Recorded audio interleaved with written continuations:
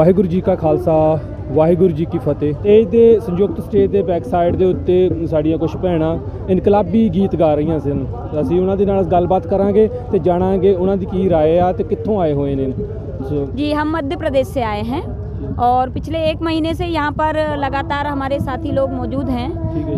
यहाँ पर जो हमारा ऑल इंडिया महिला सांस्कृतिक संगठन है उसके साथी भी हैं और जो किसान खेत मजदूर संगठन है ऑल इंडिया किसान खेत मजदूर संगठन AIKKMS उसके भी साथी मौजूद हैं और लगातार इस आंदोलन के साथ अपनी सॉलिडारिटी दिखाने के लिए और इस आंदोलन को मजबूत करने के लिए यहाँ भी मौजूद हैं और अपने अपने स्थानों पर भी इसके प्रचार कर रहे हैं, लोगों के बीच में बात को लेकर जा रहे हैं। ठीक है जी, तो आपकी टीम कब पहुंची यहाँ पर?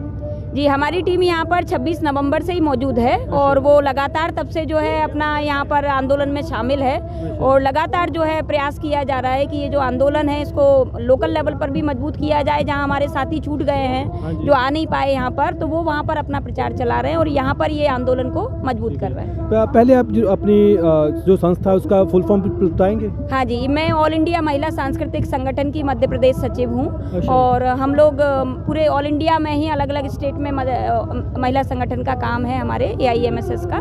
तो हम लोग इसके माध्यम से महिलाओं के लिए तो लड़ाई लड़ते ही हैं और किसानों की जो लड़ाई है, दरअसल किसानों के भी तो परिवार हैं और उनकी भी तो जो है 50% आबादी महिलाएं हैं और वैसे भी जो किसानों की मांग है वो पूरी जनता से जुड़ी हुई है क्योंकि सरकार ने जो एक कानून में बदलाव किया है आवश्यक वस्तु अधिनियम 1955 में, तो उसमें जो संशोधन हुआ है उसका प्रभाव हर व्यक्ति पर पड़ने वाला है क्योंकि एकदम खाने पीने की जो चीज़ें हैं, अनाज, दलहन, तिलहन और आलू, प्याज जैसी ज़रूरी चीज़ों को उन्होंने आवश्यक वस्तु की सूची से बाहर कर दिया है और कंपनियों के हाथ में दे दिया है। वो मनमाने रेट तय करेंगे, महंगाई बढ़ाएंगे। बिजली जो अध्यादेश लाया गया है इसके कारण तो आज ही हमारे मध्य प्रदेश के छतरपुर में एक किसान ने आत्महत्या कर ली है क्योंकि उसका 88,000 बिल भेज दिया बिजली का। तो हाँ बिल्कुल, ये तो बिल्कुल रोज़ रोज़ के हालात इस तरह के तैयार हो रहे हैं। सरकार के द्वारा कहा जा रहा है कि ये कानून बनाने से पहले किसानों की जो सिचुएशन थी वो बहुत अच्छी नहीं थी, वो आत्महत्याएं कर रहे थे। तो अब जब हमने बदलाव करा है तो क्यों विरोध किया जा रहा है? जी, दरअसल इसकी वास्तविकता क्या है कि ये सही बात है कि किसानों की स्थिति कानून बनाने के पहले भी अच्छी नहीं थी और उसकी वजह क्या थी? वजह ये थी कि सरकार ने जो खेती किसानी के क्षेत्र में 1991 की जो इनकी भूमंडलीकरण, उदारीकरण, निजीकरण की नीति थी उसके बाद से ही जो लगातार परिवर्तन करते आ रहे थे तमाम जो कृषि की नीति है उसके क्षेत्र में, इन्होंने 2004 में जो नई बीज नीति लेकर आए उसमें इन्होंने सारे जो बीज हैं उनको पेटेंट कराने की नीति लागू कर दी जिससे इन कंपनियों ने हर बीज को पेटेंट कर लिया है। अब बीज किसान को कंपनी से ही खरीदना पड़ रहा है। 2010 में इन्होंने खाद नीति बदल दी। खाद जो पहले सरकार प्रोवाइड करवाती थी किसान को, अब वो जो है कंपनी प्रोवाइड करवाएगी। ये कंपनी को अधिकार दे दिया पूरे तरीके से और उनको रेट तय करने का अधिकार भी सरकार ने 2013 में दे दिया कंपनियों को। और कीटनाशक के क्षेत्र में इन्होंने बहुत पहले ही ये तब्दीली कर ली थी कि कीटनाशक में जो सब्सिडी दी जाती है वो सरकार अब नहीं देगी, खत्म कर देगी। तो उसका एक बड़ा हिस्सा उन्होंने खत्म कर चुके हैं। तो दरअसल हालात क्यों ऐसे पैदा हुए कि किसान आत्महत्या कर रहा है? ये सही बात है कि पिछले 15 वर्षों में हमारे देश का 4 लाख से ज़्यादा किसान आत्महत्या कर चुका है, पर उसकी असली वजह यही है कि उसकी लागत बढ़ती जा रही है क्योंकि सरकार ने बिजली प्राइवेट कंपनी को दे दी, डीजल प्राइवेट कंपनी को दे दिया, बीज प्राइवेट कंपनी को दे दिया, खाद दे दिया, कीटनाशक दे दिया। तो किसान की लागत बढ़ गई और जब वो फसल लेकर जा रहा है मंडी में तो भाव गिरा दिए जा रहे हैं, तो उसको लागत पर जो है सही दाम नहीं मिल रहा है अपनी फसल का, तो उसके कारण उसके पास कर्जा बढ़ता जा रहा है। उस कर्जे के कारण ही उसको किसी न किसी दिन आत्महत्या करनी पड़ रही है। ये हालात पैदा हो गए हैं। आप मध्य प्रदेश से आए हैं। पंजाब और हरियाणा के किसानों को MSP मिल रही थी धान और कनक के ऊपर, तो मध्य प्रदेश के किसानों को जितनी मेरी जानकारी है कि उनको पूरे 100% MSP नहीं मिलती थी। तो क्या कारण था कि वहाँ का किसान आंदोलन नहीं कराया या सरकार तक अपनी आवाज़ क्यों नहीं उठाई?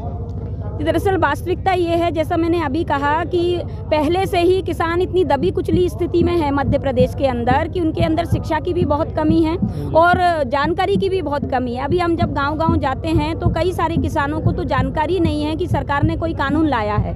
तो ऐसे वाले हालात होने से भी किसानों का एक हिस्सा जो जिस तक ये बात पहुंची नहीं है, क्योंकि मेन जो मीडिया है वो इन बातों का प्रचार नहीं करता है कि सरकार क्या पॉलिसी लाई है, उसका क्या प्रभाव पड़ेगा, और सही पक्ष तो दिखाते नहीं हैं। तो इस कारण से किसानों के अंदर जागरूकता नहीं है। जो जागरूक है वो पहुंचा है डबरा, भितरबार, मुरैना, हर क्षेत्र से किसान यहाँ पर पहुंचा है। वहाँ श्योपुर के अंदर, भोपाल के अंदर, ग्वालियर के अंदर आंदोलन हो रहे हैं। ग्वालियर में अभी अनिश्चितकालीन धरना शुरू हो गया है, और भोपाल में जब अनिश्चितकालीन धरना शुरू किया जा रहा था उसके पिछले दिन ही वहाँ किसान नेताओं को अरेस्ट कर लिया सरकार ने।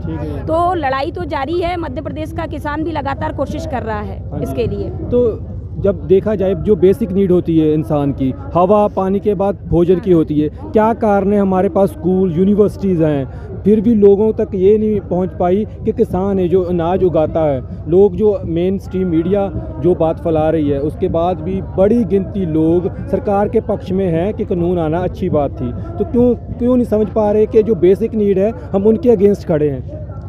दरअसल क्या है, अगर कानून को सही रूप में जनता के पास जितना ज़्यादा प्रचारित होगा तो जनता इसके पक्ष में बिल्कुल भी नहीं खड़ी है। ये दरअसल एक गलतफहमी है। अगर मैं कहूँ कि आम जनता का बहुत बड़ा हिस्सा आज किसान के साथ खड़ा है, किसान आंदोलन के साथ खड़ा है, और वो यही मानता है कि किसानों की मांगें जायज़ हैं और सरकार को उनकी बात माननी चाहिए। बहुत छोटा हिस्सा है जिसको मेन मीडिया भ्रमित कर रहा है या सरकार भ्रमित कर रही है, जिनके पास सही जानकारी नहीं पहुँची है कानून की, केवल वही इसका सपोर्ट कर सकते हैं। तो इसलिए दरअसल ये बात सही नहीं है। देश का छात्र, नौजवान, महिलाएं, कर्मचारी, मजदूर सब किसान के साथ खड़े हैं, वो अपना समर्थन जता भी रहे हैं, लेकिन चूंकि मेन मीडिया उनको भी नहीं दिखाता, इसलिए जो राज्य में गांव-गांव में प्रोटेस्ट हो रहे हैं उसको नहीं दिखा रहा है। तो हम लोग तो मध्य प्रदेश से आए हैं और बीच-बीच में मध्य प्रदेश जाकर वहाँ भी आंदोलनों में शामिल हो रहे हैं, तो वहाँ पर लगातार प्रोटेस्ट हो रहे हैं, लेकिन नहीं दिखाते हैं कोई चैनल, कोई प्रिंटिंग मीडिया, इसलिए जानकारी नहीं आ रही है। पर जनता विरोध में है इन कानूनों के।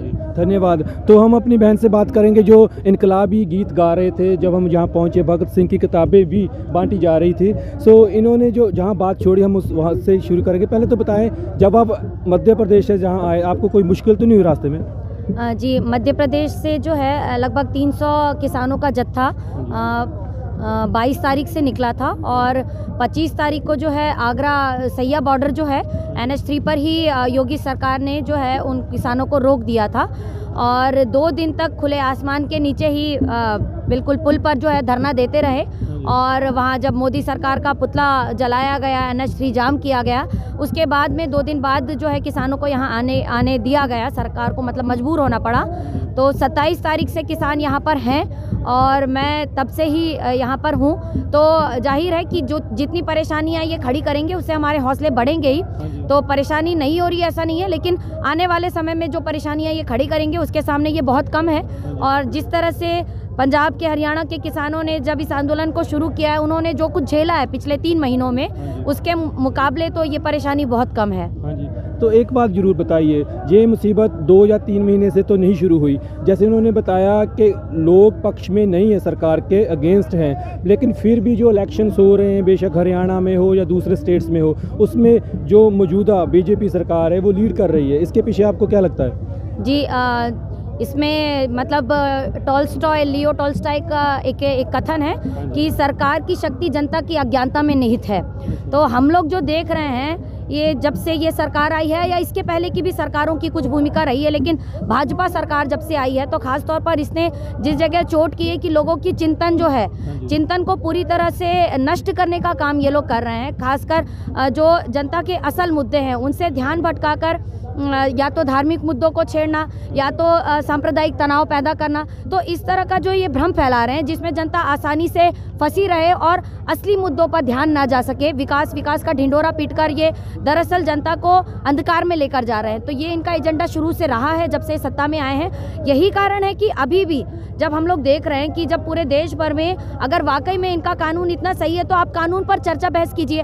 हम तो देख रहे हैं अभी भी, लेकिन ये जो है गांव-गांव में, शहर में जाकर के चंदा इकट्ठा कर रहे हैं कि मंदिर के लिए पैसा लेना, मतलब मंदिर बनना चाहिए। और EVM मशीन का भी जो बात है कि वहाँ हम लोग देखें ये खुले तौर पर सामने आ चुकी है चीज़ें। कई बार कई जगह पे ये हुआ है इलेक्शंस के समय में कि जो लोग वोट दे रहे हैं उनको पता है कि हमने कहाँ वोट दिया है, लेकिन सीधे सीधे पूरे के पूरे वोट्स पोलराइज हो रहे हैं। तो ईवीएम मशीन के ऊपर भी इनका कब्जा है। ईडी जो इलेक्शन कमीशन है सॉरी, वो भी हम लोग देख रहे हैं कि इनके तमाम सारे बड़े बड़े नेता जो तमाम सारी बयानबाजी करते हैं, जो भड़काऊ भाषण देते हैं, उनके ऊपर कोई कार्रवाई नहीं होती, बल्कि जो बाकी सारे कैंडिडेट्स हैं उनको एन के प्रकार किसी भी तरीके से उनको बाहर का रास्ता दिखा दिया जाता है। तो पूरा के पूरे अभी कहना चाहिए कि जो इलेक्शन मशीनरी है उसके ऊपर भी इन्होंने कब्जा किया हुआ है। और इन सब के ऊपर जो कॉरपोरेट घराने जो इन पार्टियों को चंदा देते हैं, उन्होंने भी जिस तरह से एक माहौल बनाया है कि जिन मोदी जी को 2014 के पहले कोई नहीं जानता था, अचानक से पूरे देश का मसीहा के रूप में खड़ा किया गया। तो ये अपने आप नहीं हुआ है रातों रात, ये हमारे देश का जो कॉरपोरेट घराना है उसकी ज़रूरत के मुताबिक उन्होंने खुद पैसा लगा करके मोदी भाजपा के ऊपर और मोदी जी के ऊपर ये माहौल खड़ा किया है और ये माहौल बनाया है कि मोदी है तो मुमकिन है, लेकिन हकीकत अभी हम देख रहे हैं। चलो आपसे मैं एक जरूर प्रश्न पूछना चाहूँगा।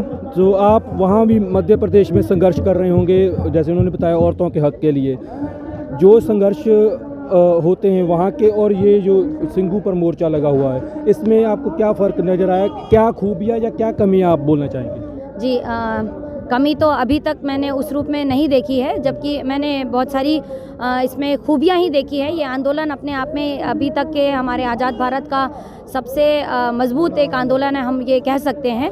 और इसमें न सिर्फ हम किसानों का संघर्ष देख रहे हैं, बल्कि उनकी सेवा भी हम लोग देख रहे हैं कि इस संघर्ष में आए हुए लोग एक दूसरे के लिए जिस तरह से सौहार्दपूर्ण जो उनका व्यवहार है और जिस भाईचारे के साथ में सभी लोग संघर्ष कर रहे हैं। और दूसरी तरफ यहाँ पर एक क्वालिटी में भी जो फ़र्क है कि अब तक हम जो आंदोलन देख रहे थे, बहुत सारी नीतियाँ पिछले कई सालों में सरकार लेकर आती रही है और जनता ने उसका विरोध किया है, लेकिन यहाँ पर जो किसान है या जो जनता है जो इस आंदोलन में है, वो सिर्फ सरकार का विरोध नहीं कर रही है, वो ये भी कह रही है कि सरकार जिनके इशारों पर नाच रहे हैं, जो कॉरपोरेट घराने, उनका भी जनता ने जो है पर्दाफाश किया है और उनका सीधे सीधे बायकॉट किया है। तो ये अपने आप में एक मतलब लेवल ऊपर है ये लड़ाई कि हम असली दुश्मन को पहचान पा रहे हैं कि आखिर ये सरकारें भी जो आ रही हैं वो किन के इशारों पर नाच रही है और हमें उनको भी टक्कर देनी है। आप यहाँ पर पहुँचे हैं, एक प्रश्न एज ए पंजाबी में पूछना चाहूँगा, एज ए सिख पूछना चाहूँगा।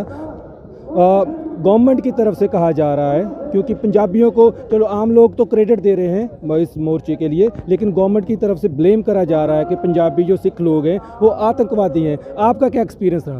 देखिए ये जो है इस सरकार को आप लोग समझ लीजिए, इस पर चर्चा करने की बहुत ज़रूरत ही नहीं है कि ये जब से आई है, जब ये मतलब महंगाई बढ़ाते हैं उसकी खिलाफत होती है तो चीन का बैकअप होता है, जब ये NRC जैसे काले कानून लाती है उसका विरोध होता है तो पाकिस्तान जो है वो उसका हाथ होता है उसके विरोध में, और अब जब हम लोग इनके किसान विरोधी काले कानूनों का विरोध कर रहे हैं तो यहाँ पर खालिस्तानी है, आतंकवादी दिख रहे हैं उन्हें। तो ये इस सरकार का प्रोपेगेंडा है, लेकिन हकीकत जो भी सच्चा इंसान है, जो इस देश में वाकई में सच्चाई देखना चाहता है, वो दिल्ली की बॉर्डर पर आए और उसे दिखेगा कि किस तरीके से यहाँ का एक एक किसान इनके काले कानूनों को बारीकी से समझता है और वो समझकर इसका विरोध कर रहा है। आतंकवादी जो ये लोग बोल रहे हैं, दरअसल ये इनका एजेंडा रहा है। अब तक मुझे 1 महीना पूरा हो चुका है, एक भी अप्रिय घटना मैं सिंगू बॉर्डर पर हूँ, एक भी अप्रिय घटना नहीं हुई। उल्टा यहाँ पर हमने देखा है कि हमारे बुजुर्ग जो हैं वो बैनर्स पकड़ कर के खड़े हैं, वो तख्तियाँ लेकर के खड़े हैं कि ये अहिंसात्मक और शांतिपूर्ण एक प्रदर्शन चल रहा है, आंदोलन चल रहा है।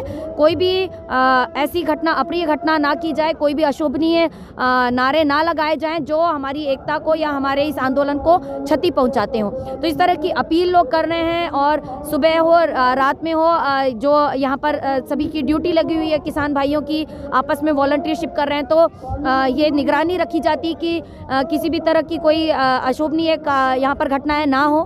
मैं एक महिला होने के नाते यहाँ पर इतने समय से हूँ और मैं पूरी दावे के साथ कह सकती हूँ कि कभी हमको इस आंदोलन में रहते हुए कभी ऐसा नहीं लगा कि कोई किसी तरह की हमको झिझक हुई हो या हमें कोई इनसिक्योरिटी फील हुई हो। जबकि हम देख रहे हैं कि किसी दिन अगर थोड़ी शाम भी हो जाती है तो खुद जो यहाँ पर किसान भाई हैं, जो वॉलंटियर्स हैं, वो हमको हेल्प करते हैं, कहीं हमको आना जाना होता है तो, या दूसरी भी तरह से। तो ये सरकार की मतलब इतनी बेवकूफ़ सरकार है कि मतलब इसका जो आदत सी हो गई है कि कुछ भी हो तो पाकिस्तान, चीन और ये आतंकवादी और खालिस्तानी बोलना शुरू कर देती है। तो एक समय पर हो सकता है जब ये सरकार शुरू में आई थी, उन्होंने ये सब माहौल बनाने की कोशिश की थी और जनता का भी एक बड़ा हिस्सा इसमें मतलब बह गया था, लेकिन आज जनता देख रही है और जनता मुंह तोड़ जवाब दे रही है। धन्यवाद, आपने कीमती समय दिया और हम आस करते हैं इसी तरह आप समाज में अवेयरनेस का काम करते रहेंगे। वाहिगुरु जी का खालसा, वाहिगुरु जी की फतेह।